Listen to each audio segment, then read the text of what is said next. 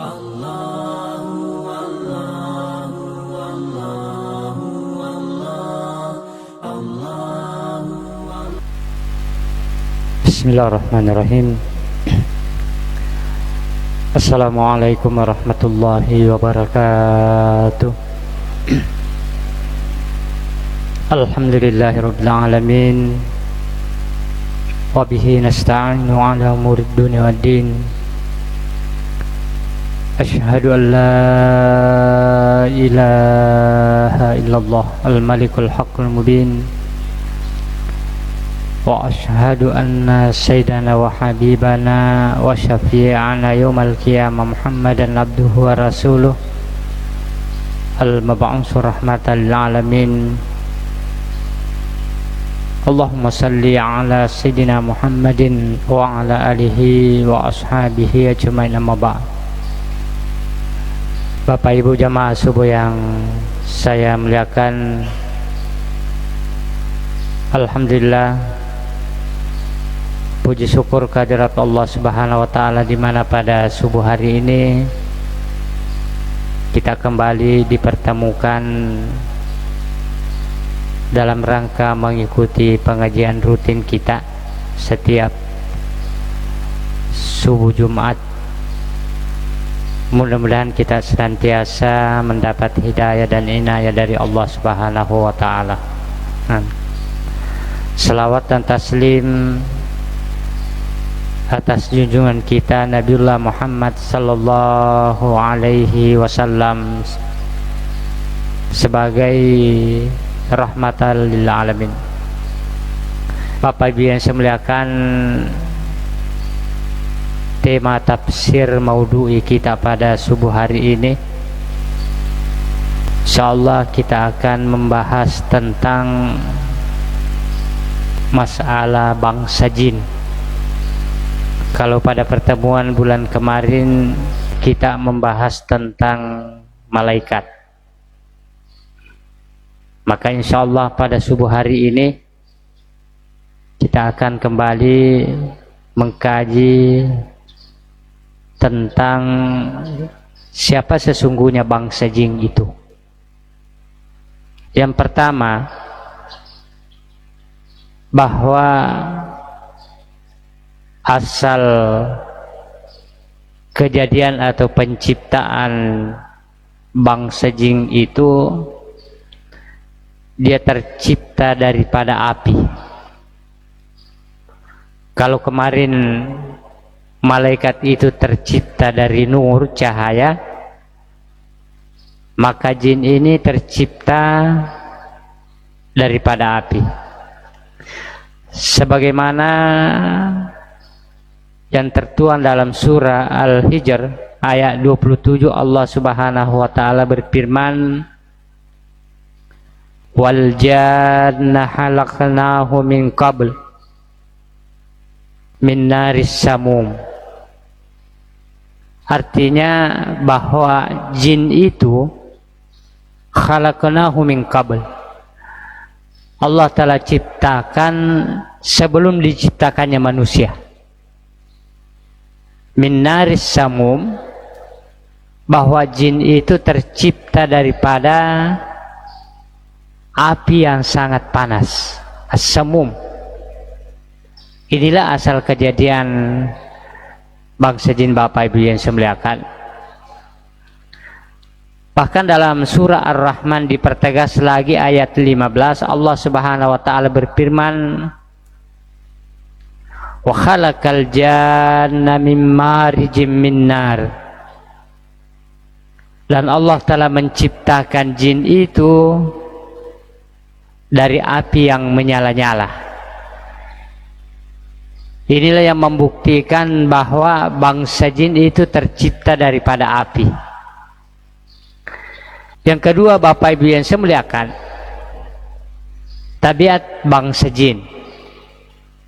Kalau tabiat para malaikat itu telah kita pelajari pada bulan yang lalu, bahwa malaikat itu senantiasa melaksanakan apa yang diperintahkan oleh Allah Subhanahu wa taala, dan menjauhi segala larangan Allah Subhanahu wa taala dan tidak pernah melakukan kemaksiatan.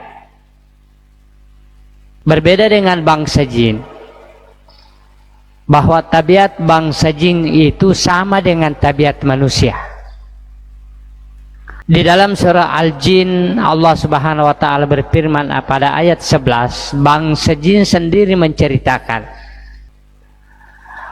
wa anna minna salihun wa minna duna dzalik kunna tara'ika kidada, bahwa bangsa jin sendiri menceritakan tabiatnya dalam surah Al-Jin, Bapak Ibu yang saya muliakan. Wa anna minna salihun, bahwa bangsa jin mengatakan sesungguhnya kami juga ada yang saleh, ada yang beriman, ada yang bertakwa, sama seperti manusia. Wa minna duna dzalik, dan ada juga ya sebagian dari kami tidak beriman, tidak bertakwa. Bapak Ibu yang saya muliakan, kunna tara'ika kidada, kami kata bangsa jin menempuh jalan yang berbeda-beda, dalam arti bahwa tabiat bangsa jin itu sama seperti manusia. Ada yang beriman, ada yang bertakwa, ada yang kafir, ada yang fasik, ada yang munafik. Bapak Ibu yang saya muliakan, itulah tabiat bangsa jin. Yang ketiga, tujuan bangsa jin diciptakan oleh Allah Subhanahu wa taala sama dengan tujuan diciptakannya manusia. Sebagaimana dalam surah Az-Zariyat ayat 56, Allah Subhanahu wa taala berfirman, "Wa ma khalaqtul jinna wal insa illa liya'budun." Tidaklah aku ciptakan, kata Allah Subhanahu wa taala, bangsa jin dan manusia illa liya'budun, melainkan untuk menyembah kepada aku, kata Allah Subhanahu wa taala. Itulah tujuan diciptakannya bangsa jin dan manusia. Kemudian selanjutnya, bahwa ternyata yang banyak menempati neraka nanti itu adalah jin dan manusia. Sebagaimana dalam surah Hud ayat 119, Allah Subhanahu wa taala berfirman,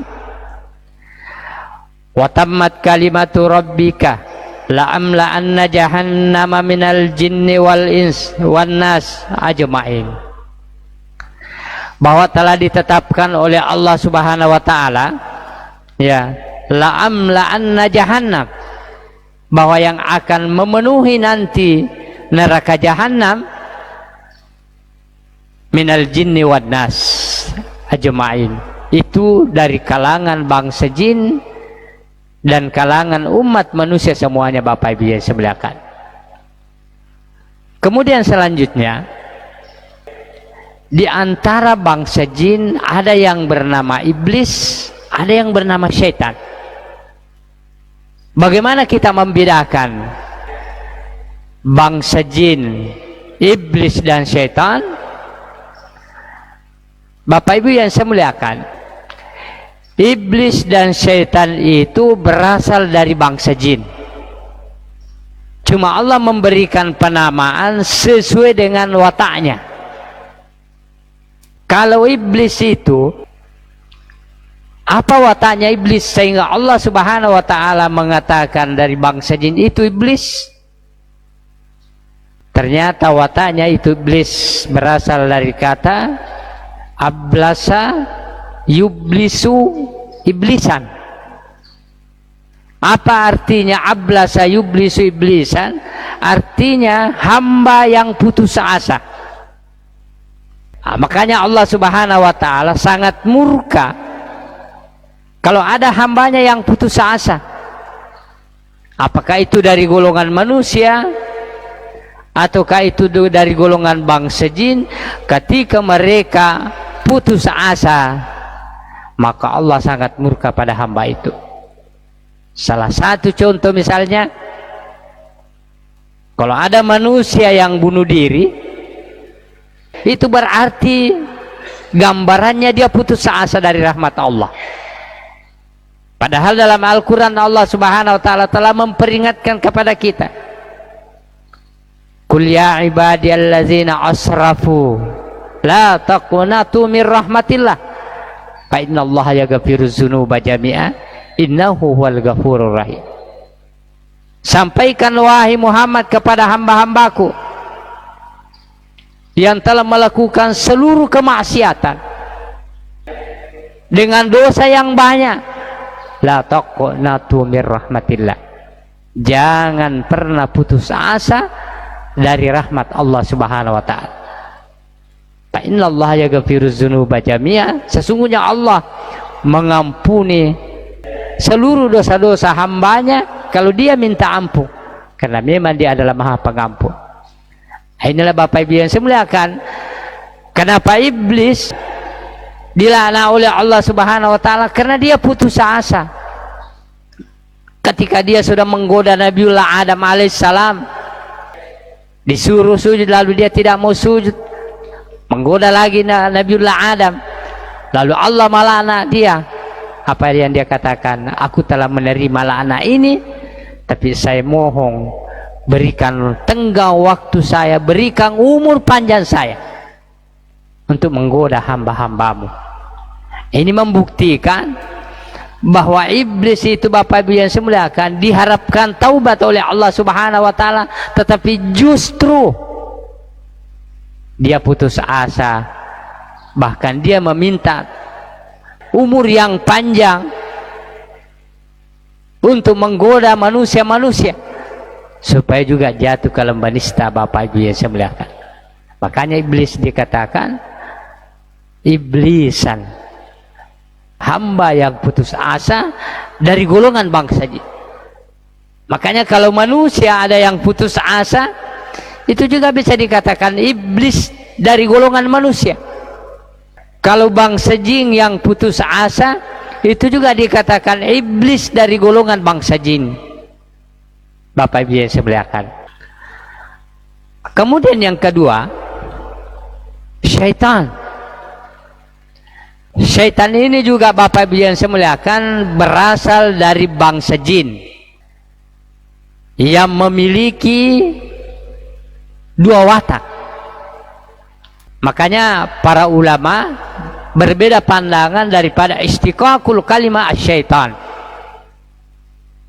Syaitan itu, kata syaitan itu berasal dari akar kata yang mana? Apakah berasal dari kata syaitana, sinta dan nun, ataukah berasal dari kata syata tanpa nun? Ulama yang berpandangan bahwa syaitan itu berasal dari kata syatana, itu artinya bu'ida anir rahmat, jauh daripada rahmat Allah Subhanahu wa ta'ala, atau bisa kita katakan bu'ida anil khairi, jauh daripada perbuatan-perbuatan baik. Jadi hampir seluruh perbuatannya itu adalah kemaksiatan, Bapak Ibu yang saya muliakan. Yang kedua, kalau syaitan itu berasal dari kata syata, hanya dua suku kata, sin dan ta, itu maknanya ihtaraku minal ghadab, dia terbakar dengan kemarahannya. Artinya syaitan itu memiliki watak selalu ingin marah. Bapak Ibu yang saya muliakan, dia dibakar oleh kemarahannya. Makanya biasa kalau kita melihat binatang atau apapun yang seperti kuda, istilahnya kalau nyerengnya jadalai, biasa orang mengatakan setatuye. Manusia juga begitu, Bapak Ibu yang saya muliakan. Kalau ada manusia tidak mampu mengatasi, membendung kemarahannya, itu juga dikatakan memiliki sifat syatah, dia dibakar oleh kemarahannya, Bapak Ibu yang saya muliakan. Masyiral muslimin wal muslimat rahimakumullah, yang membuktikan bahwa iblis dan syaitan berasal daripada bangsa jin, Allah Subhanahu wa taala menerangkan dalam surah Al-A'raf ayat 27. Bismillahirrahmanirrahim. Ya bani Adam la yaftinannakumus syaitanu kama akhraja abawaykum minal jannah. Wahai anak cucu Adam, janganlah kamu ditipu daya oleh syaitan. Kama akhraja abawaykum minal jannah, sebagaimana orang tuamu Adam dan Hawa itu dikeluarkan dari surga karena dipengaruhi oleh syaitan atau iblis. Bapak Ibu yang saya muliakan, yanzi'u anhuma libasahuma liurayahuma sawatihima. Ketika dipengaruhi oleh syaitan, Adam dan Hawa itu terbuka seluruh pakaiannya, liuriyahuma sawatihima, sampai-sampai kelihatan auratnya. Maka dalam riwayat lain, Adam dan Hawa mengambil daun-daun surga, lalu dia sulam, jadikan dia pakaian. Bapak Ibu yang saya muliakan, innahu yarakum huwa wa qabiluhu, bahwa syaitan itu bersama dengan anggota-anggotanya melihat kalian, melihat manusia. Min haitsu la tarawnahum, walakin akan tetapi manusia tidak melihat bangsa jin atau syaitan atau iblis.